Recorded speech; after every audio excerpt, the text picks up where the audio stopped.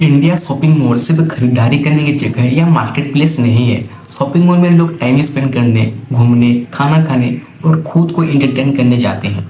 इससे shopping mall का business बढ़ता ही जा रहा है और आजकल छोटे शहरों में भी शॉपिंग मॉल का क्रेज बढ़ता ही जा रहा है। अगर आप सोच रहे हैं कि खुद का शॉपिंग मॉल खोलना पॉसिबल है या नहीं, तो ये पॉसिबल है।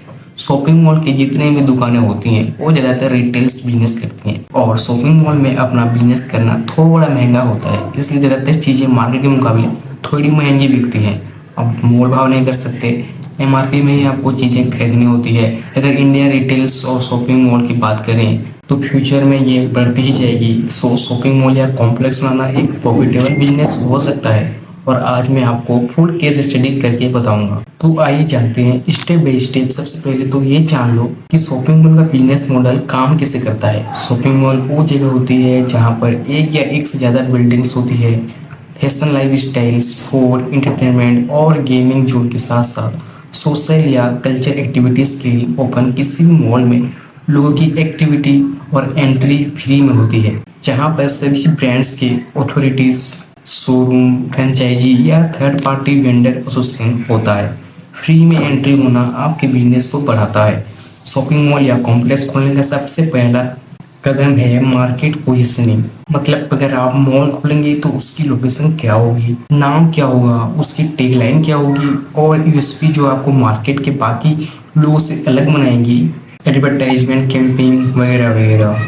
वैसे शॉपिंग मॉल के लिए लोकेशन बहुत ही ज़्यादा मायने रखती है, जैसे कि उस एरिया की पॉपुलेशन कितनी है, उनकी परचेसिंग पावर कितनी है। वैसे आपने वो कहावत सुनी होगी, हाथी खरीदना बड़ी बात नहीं है, उसे पालना बड़ी बात है। इसलिए शॉपिंग मॉल खोलने के लिए आपके पास तगड़ा प्लानिंग होनी चाहिए। जैसे मॉल के मेन सप्लायर्स कौन होंगे, मॉल में क्या क्या फैसिलिटीज रहेगी, साफ सफाई, electricity bill, man powers, engineers, security, जैसी चीज़ों पर लाखों का खर्च आता है। इसलिए इसे मैनेज करने के लिए आपको मैनेजमेंट टीम को रखनी होगी, जिसमें managers, office staff, finance, accountants, legal advisers जैसे ढेर सारे प्रोफेशनल की जरूरत पड़ेगी। जबकि आप शॉपिंग मॉल के स्ट्रक्चर के बारे में पता चल ही गया है, तो अब बात करते हैं बजट की, जो कि ये बहुत ही इम्पोर्टेंट है। एक मॉल को खोलने के लिए करोड़ों का बजट लगता है। सबसे पहले आपको कोई जगह देखनी पड़ेगी, जो कि या तो आप खरीदेंगे या लीज पर लेंगे। उसके बाद आपको वहाँ कंस्ट्रक्शन कराना होगा। हो सकता है कि मॉल तैयार होने में साल 2 साल लग जाए। स्ट्रक्चर खड़ा होने के बाद उसकी इंटीरियर डिजाइन और उसे अट्रैक्टिव बनाने के लिए आपको अच्छा खासा खर्चा करना पड़ सकता है। मॉल तैयार होने के बाद उससे आपको अलग अलग ब्रांड्स और सेक्टर से लोगों को बुलाना होगा, जो आपको मॉल के store, space, showroom, food court या रेस्टोरेंट किराए पर लेंगे और वहाँ पर आपका रेवेन्यू शुरू होगा। इतना तो अंदाजा लगा लिया होंगे कि इतनी सारी चीज़ों में पैसा भी अंधा लगेगा।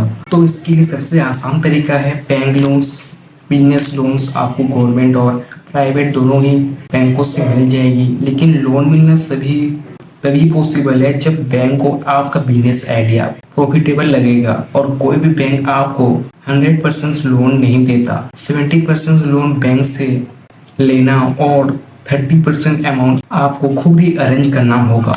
ये बैंक कम इन्वेस्ट पर लोन देते हैं। इसके अलावा भी आप किसी प्राइवेट इन्वेस्टर से फंड जुटा सकते हैं या किसी वेंचर कैपिटलिस्ट को ढूंढ सकते हैं। और वेंचर कैपिटलिस्ट किसी भी कंपनी में इन्वेस्टमेंट के जरिए कंपनी में शेयर खरीद लेते हैं। तो किसी भी प्रोडक्ट की तरह ही आपका शॉपिंग मॉल भी प्रोडक्ट होगा जो मार्केट में नया होगा, जो इसकी प्रमोशन के लिए एडवर्टाइजिंग और बिलबोर्ड्स के जरिए कैंपिंग चलाना होगा, ताकि लोगों को यह बात पहुंचे कि शहर में नया मॉल खोला है। इससे लोग आपके कस्टमर बनेंगे और बिजनेस करने वाला मॉल में स्टोर लेने के लिए आपसे कांटेक्ट करेंगे। इससे एक बात जान लें कि शॉपिंग मॉल कोई दुकान नहीं होती, इसलिए हो सकता है कि आपको मॉल खोलने के लिए खुद ही कंपनी रजिस्टर करनी पड़ी। इसलिए आप प्राइवेट लिमिटेड कंपनी रजिस्टर करवा लीजिए, इसके अंडर सारा काम होगा। इसके अलावा trade licence, fire safety licence, building licence लेनी पड़ेगी। ये क्लियर हो जाए कि आसपास आपसे सुरक्षा का इंतजाम है।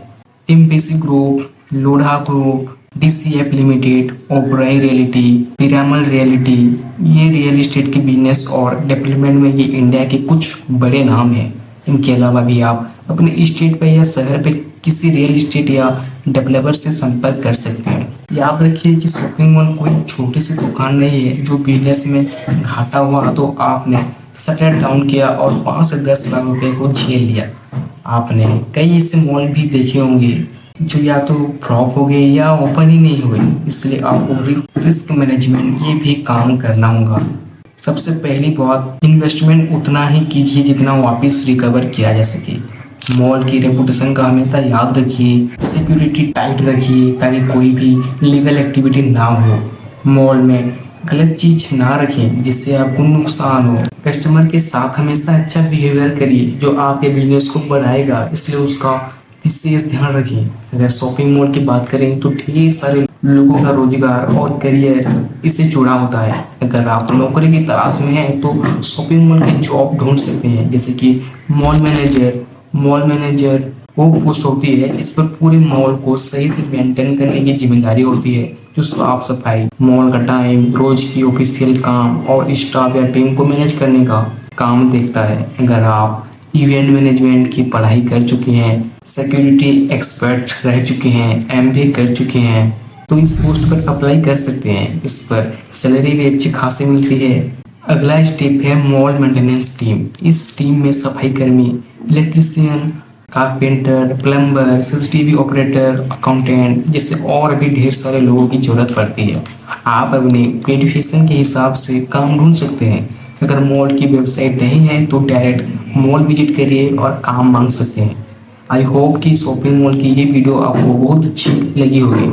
सोच क्या रहे हो, करो लाइक, सब्सक्राइब और आगे इससे वीडियो लाता रहूँगा।